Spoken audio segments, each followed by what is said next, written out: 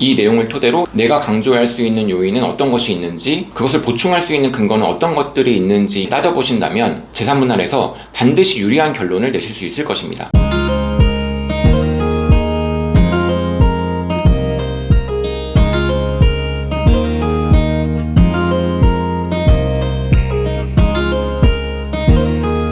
안녕하세요. 이혼 전문 정상희 변호사입니다. 오늘은 지난 영상에 이어서 재산분할에 대해서 말씀드리고자 합니다. 여러분이 가장 궁금해하시고 가장 많이 하시는 질문, 그래서 기여도가 몇 대 몇이냐, 나는 몇 %의 기여도를 가져갈 수 있을 것이냐, 이렇게 많이 물어보시는데요. 상담 과정에서 이 질문 하나를 저한테 던져주시면 저는 반대로 여러분들에게 한 수십 가지 질문을 해야 돼요. 공동재산이 어떤 것들이 있고 그 재산들은 어떻게 형성되어 왔는지, 혼인 초기에 집이나 혼수 이런 것들은 어떻게 하셨는지, 두 분의 직업은 어떻고 소득 수준은 어떠한지, 가사분담은 어떻게 했고 자녀들은 몇이고 나이는 어떠한지, 이혼 후에 양육은 어떻게 하게 되는지, 부부 결혼 생활을 둘러싼 모든 사정을 종합적으로 고려한다고 말씀드렸습니다. 재산분할의 판단 기준을 이렇게 이해하시면 되는데요. 첫 번째는 당연히 재산 분할의 기여도이기 때문에 재산 형성에 직접적인 기여가 있었는지 먼저 보고, 그 다음으로 결혼 생활을 둘러싼 모든 요소를 종합적으로 고려한다라고 이해하시면 될 것 같습니다. 재산분할의 핵심은 뭐라고 했죠? 어떻게 하면 나의 기여도를 높이고 상대방의 기여도를 낮출 것인가, 그런 요소들을 최대한 강조하고 부각시키고 근거를 찾는 것이 재산분할 다툼의 핵심이다 라고 말씀드렸습니다. 이혼을 앞두고 재산분할이 궁금하거나 고민되시는 분이 계신다면 이 영상을 통해서 나의 경우는 어떤 요소들이 나의 기여도를 높일 수 있는 사정이고 어떤 요소들이 상대방의 기여도를 낮출 수 있는 사정인지 이 영상을 통해서 알게 되실 거고요. 그것들을 강조하고 부각시키는 방법으로 이 소송을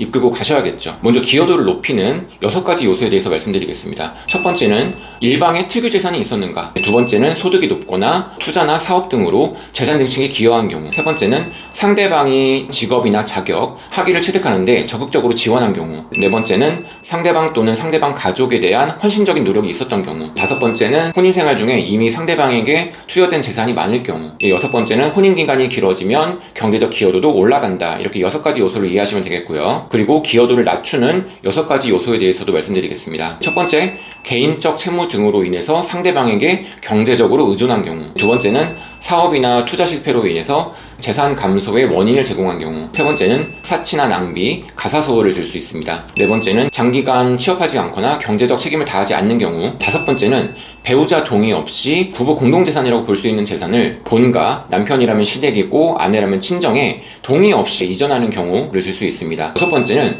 혼인 파탄의 책임이 있는 경우도 재산분할의 기여도를 낮출 수 있는 요인으로 고려될 수 있다는 점을 말씀드립니다. 자세히 살펴볼게요. 기여도를 높이는 첫 번째 요소, 당사자 일방에게 특유재산이 있었는가, 특유재산이 무엇인지에 대해서는 지난 영상에서도 말씀드렸는데요. 결혼하기 전에 이미 가지고 있던 재산이 있을 수 있고, 또 결혼생활 중에 배우자와 상관없이 증여받거나 상속받은 재산이 있을 수 있습니다. 그런 특유재산도 혼인기간이 지속되면서 부부 공동재산에 포함될 수 있다는 말씀을 드렸고요. 그 특유재산이 부부 공동재산을 이루는데 기초가 되었거나 그 자체로 재산분할 대상에 포함된다면 아무래도 그 특유재산을 가지고 있던 쪽에 더 많은 기여도를 인정하는 것이 타당하겠죠. 두 번째, 결혼생활 중에 비교적 소득이 높거나 투자나 사업 등으로 인해서 재산을 형성하고 증식하는데 직접적인 기여를 했다. 아무래도 높은 기여도를 인정할 수밖에 없겠죠. 세 번째, 상대방이 직업이나 자격, 학위를 취득하는데 적극 지원한 경우에도 기여도가 인정될 수 있습니다. 예를 들어서 상대방이 안정적이고 높은 급여를 받을 수 있는 직업이나 직장, 학위를 가지고 있는데 직업이나 자격, 학위를 취득하는데 배우자의 내조나 헌신, 지원이 뒷받침되었다. 이와 같은 노력들이 재산분할에 있어서도 기여도를 높이는 요인이 될 수 있습니다. 네 번째로, 상대방 또는 상대방의 부모님, 상대방 측 가족에 대한 헌신적인 노력이 있었던 경우에도 기여도를 높이는 요인이 됩니다. 상대방의 부모님을 되게 적극적으로 극진히 모셨다든지 상대방의 가족들까지 전부 챙겨야 했다. 보통의 정도를 넘어서 좀 헌신적인 노력으로 평가될 수 있는 경우에는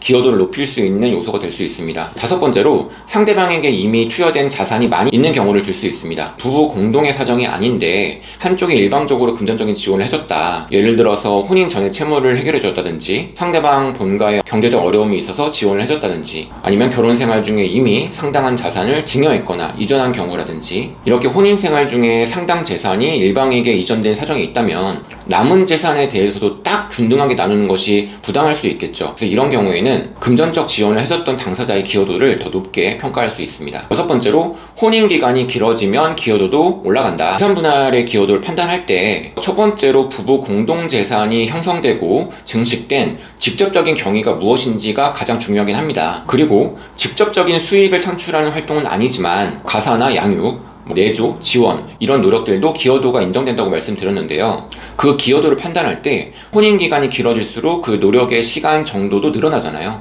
반대로 혼인기간이 짧다면 기여도 낮아질 수 있겠죠. 이렇게 재산분할의 기여도를 높이는 6가지 요소에 대해서 말씀드렸습니다. 다음으로 기여도를 낮추는 6가지 요소에 대해서도 말씀드리겠습니다. 근데 어떻게 보면 기여도를 높이는 요소의 상대방의 측면, 그런 반대의 측면을 생각하셔도 좋을 것 같습니다. 첫 번째, 개인적 채무 등으로 인해서 상대방에게 경제적으로 의존한 경우, 부부 공동생활을 위해서 발생한 채무라면 그것은 서로가 할 수 있는 범위에서 함께 분담하는 것이 맞습니다. 그것이 아니라 혼인 전에 이미 가지고 있던 채무라든지 부부 공동생활이 아니라 배우자와 관계없이 개인적으로 채무가 생긴 경우에 그것은 원래 배우자랑은 관계없는 채무라고 볼 수 있잖아요. 그럼에도 불구하고 상대방이 그것을 경제적으로 부담해줬다, 경제적인 지원을 해주게 됐다면 상대의 기여도가 인정될 수 있겠죠. 반대로 나의 기여도를 낮출 수 있는 요인이 될 수 있습니다. 두 번째로 사업이나 투자 실패로 인한 재산 감소를 들 수 있는데요. 사업이나 투자 실패로 인해서 재산 감소의 직접적인 원인이 되었기 때문에 기여도를 낮추는 요인으로 평가되기 쉽습니다. 다만 경위나 정도와 상관없이 무조건 마이너스 요인이냐, 그렇게 단정적으로 말할 수는 없죠. 즉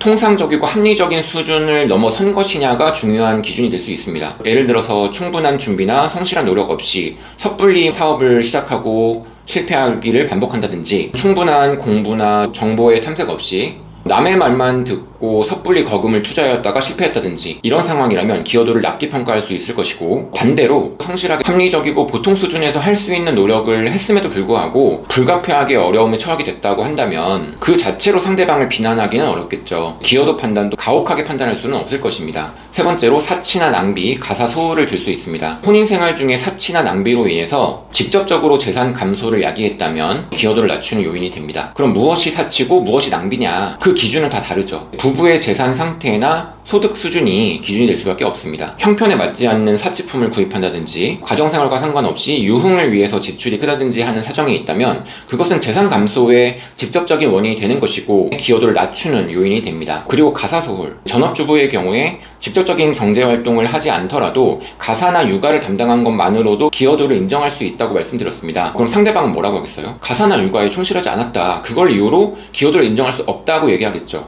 예를 들어서 집에서 밥을 먹어본 적이 없다, 살림이 엉망이고 아이들은 배달 음식만 먹고 있고 빨래도 안 되고 집이 엉망이다, 뭐 이런 얘기를 하게 되거든요. 먼저 우리 모두는 완벽하지 않습니다. 가사나 육아를 충실했냐고 볼 때 완벽을 요구하는 것이 아니에요. 다소 기대에 미치지 못했다고 가사소홀로 평가될 수는 없고요. 도저히 살림이 유지되고 있다고 보기 어렵다, 이런 정도까지 이르러야 가사소홀을 이유로 기여도를 낮출 수 있는 요인으로 인정될 수 있을 것입니다. 근데 여기서 중요하게 말씀드릴 부분은, 한쪽은 경제활동을 하면서 이제 돈을 벌고 한쪽은 전업주부를 하는 경우에 나는 밖에서 돈을 버니까 집안일, 가사나 육아는 모두 상대방 몫이다, 이렇게 오해하시는 분이 있는데 그렇지 않습니다. 가정을 이룬 부부가 직장의 업무 분장처럼 딱 업무가 나눠져 있는 것이 아니잖아요. 서로가 가능한 범위에서 상황에 맞는 분담과 노력을 나눠 하는 것이지, 나는 밖에서 돈을 버니까 나머지 네가 다 해, 타당한 얘기가 아니에요. 법원에서도 이렇게 보지 않고 그 자체로 심각한 갈등 원인이 될 뿐만 아니라 유책 사유로 평가될 수도 있어요. 네 번째로, 정당한 사유 없이 장기간 동안 어떤 경제활동을 하지 않거나 취업하지 않는 경우, 경제적 책임을 다하지 않는 경우에도 기여도를 낮출 수 있는 요인이 될 수 있습니다. 부부는 어떻게든 가정을 이끌고 가족들을 부양해야 할 책임이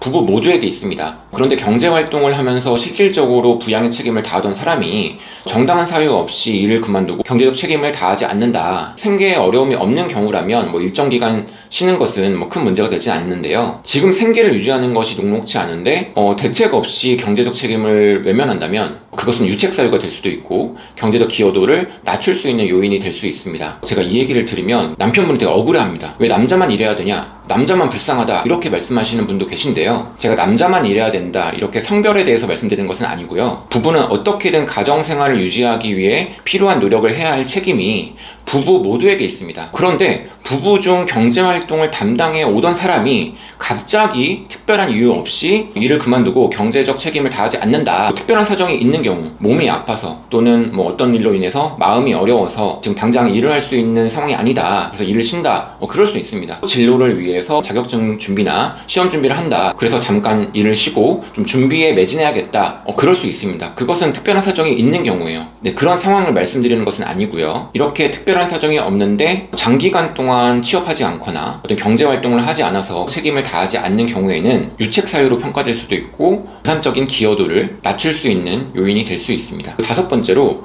배우자와 상의 없이 부부 공동재산이라고 볼 수 있는 자산을 나의 본가, 나의 부모님이나 배우자 동의 없이 적지 않은 경제적 지원을 하는 경우 부부 공동재산이 감소의 원인이 되겠죠. 기여도를 낮출 수 있는 요인이 될 수 있습니다. 결혼을 해서 가정을 꾸린다는 것은 원가족에서의 분리, 독립이 되게 중요하다고 말씀을 하시더라고요. 실제로 결혼 이후로 원가족과 분리가 되지 않아서 갈등의 큰 원인이 되는 경우가 많이 있거든요. 이 문제는 뭐 나중에 별도로 말씀드리고, 결혼을 하고 가정을 꾸렸다면 나의 1차적인 가족의 울타리는 나와 배우자 그리고 자녀들입니다. 그런데 부부 공동재산이라고 평가할 수 있는 재산을 배우자와 상의 없이 본가에 이전한다거나 처분한다거나 적지 않은 금액을 지급하게 된다면 부부 공동재산의 감소를 의미하는 것이기 때문에 기여도를 낮출 수 있는 요인으로 평가될 여지도 있습니다. 물론 특별한 사정이 있고 배우자도 그것을 양해하거나 동의할 수 있는 상황이라면 그것은 달리 볼 문제겠죠. 여섯 번째로, 혼인 파탄의 책임. 기본적으로 혼인 파탄의 책임이 누구에게 있느냐는 재산 분할의 문제라기보다는 위자료와 관련된 요소입니다. 내가 너 때문에 정신적 고통을 받았으니 그것을 손해배상해라 라는 것이 이제 위자료거든요. 그래서 혼인 파탄의 책임은 위자료와 관련된 요소인데 왜 재산분할에서 혼인파탄의 책임을 얘기하느냐? 지금 드리는 이 말씀이 재산분할 판단의 핵심적인 요소로 이해하셔도 좋아요. 여러분, 결혼 생활을 가장 잘 아는 사람들이 누구죠? 그 부부 둘밖에 없죠. 그런데 그 둘 간의 재산분할 협의가 잘 이루어지지 않아요. 그럼 재산분할은 누가 판단해주죠? 바로 판사님입니다. 판사라는 직업을 수행하는 사람입니다. 네, 사람이 판단해요. 어떤 재산들을 분할 대상에 넣을 것이냐, 몇 대 몇으로 나눌 것이냐, 어떤 방법으로 분할할 것이냐, 모두 판사님의 재량으로 판단합니다. 사람의 인간적인 판단이 들어갈 수밖에 없어요. 자, 예를 들어서 부부 중 A는 되게 경제적 수완이 좋아서 상당한 자산을 이루었고 높은 소득을 유지하고 있어요. 반면 B는 경력 단절 상황에서 당장 재취업도 어렵고 안정적인 소득을 기대하기도 어려운 상황이라고 가정합시다. 이 경우에 부부가 이혼하게 된 원인이 그 경제적 능력이 좋은 A의 부정한 행위, 불륜으로 인한 것이었다. 그러면 상대방 배우자의 입장에서는 A의 잘못으로 원치 않는 이혼을 하게 되었는데 사실 재산 형성은 실질적으로 경제적 수완이 좋은 A의 노력으로 이룬 것이어서 이혼에 따른 재산 분할을 하더라도 B의 입장에서는 당장 생계가 어려운 처지가 된다면 이것이 타당한 결론일까요? 법원은 구체적 타당성 있는 판결을 지향합니다. 그러기 위해서는 결혼 생활을 둘러싼 모든 경위, 어떠한 원인으로 파탄에 이르게 되었는지, 이혼 후에 이들은 어떤 삶을 살아가게 될 것인지 모든 요소를 종합적으로 고려해서 판단한다 라는 말씀을 다시 한번 강조드립니다. 오늘은 재산 분할의 기여도를 높이거나 낮추는 6가지 요소에 대해서 말씀드렸고요. 이 내용을 토대로 내가 강조할 수 있는 요인은 어떤 것이 있는지, 그것을 보충할 수 있는 근거는 어떤 것들이 있는지 따져보신다면 재산 분할에서 반드시 유리한 결론을 내실 수 있을 것입니다. 네, 영상 이렇게 마치고요. 구독과 좋아요, 이 채널을 유지하는 소중한 힘입니다. 감사합니다.